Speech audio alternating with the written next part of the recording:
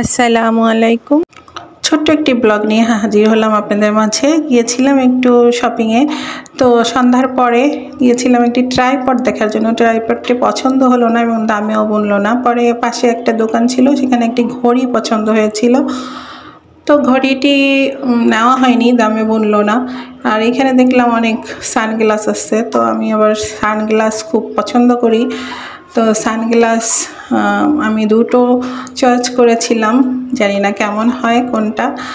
তো আপনারা যারা এই মুহূর্তে আমার ইউটিউব চ্যানেলে এই ব্লগটি দেখছেন, প্লিজ একটি সাবস্ক্রাইব করবেন আর পাশে থাকা বেল বাটনটি বাজিয়ে যাবেন। আর যারা আমার পেজে দেখতে পাচ্ছেন, প্লিজ একটি ফলো দিবেন এবং লাইক কমেন্ট শেয়ার করবেন ভালো লাগলে।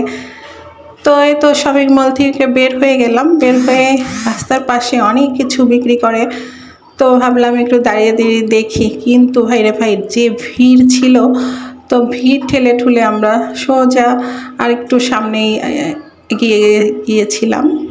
তো যেতে যেতে মানুষের মানে এত ভিড়, আসলে ভিডিও করাটাও অনেক সমস্যা হয়ে যাচ্ছিল।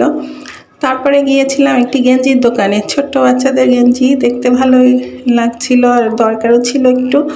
তো গেঞ্জিগুলো পছন্দ তেমন হইল না, এর জন্য আর ওখান থেকে নিলাম না।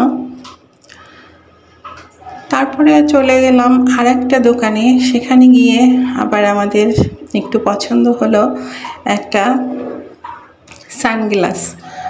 ওখান থেকে দুটো সানগ্লাস কিন্তু আমি আগেই দেখে এসেছিলাম। তারপর আবার এখানেও একটা সানগ্লাসের দোকান ছিল। তো এই মার্কেটটা কিন্তু আমাদের কাছেই, তো ভিতর থেকে যাওয়া যায়। তো এখান থেকেও দেখেছিলাম সানগ্লাস আর বাচ্চাদের খেলনা টেলনা অনেক কিছু আছে এই দোকানটাতে। তো দাঁড়িয়ে দাঁড়িয়ে দেখা শেষ হলে তারপরে আমি এখান থেকে বাসায় যাব। বাসার থেকে যাওয়ার জন্য কিছু বিস্কিট চকলেট নিয়ে নিলাম। তো আজকে এই পর্যন্তই।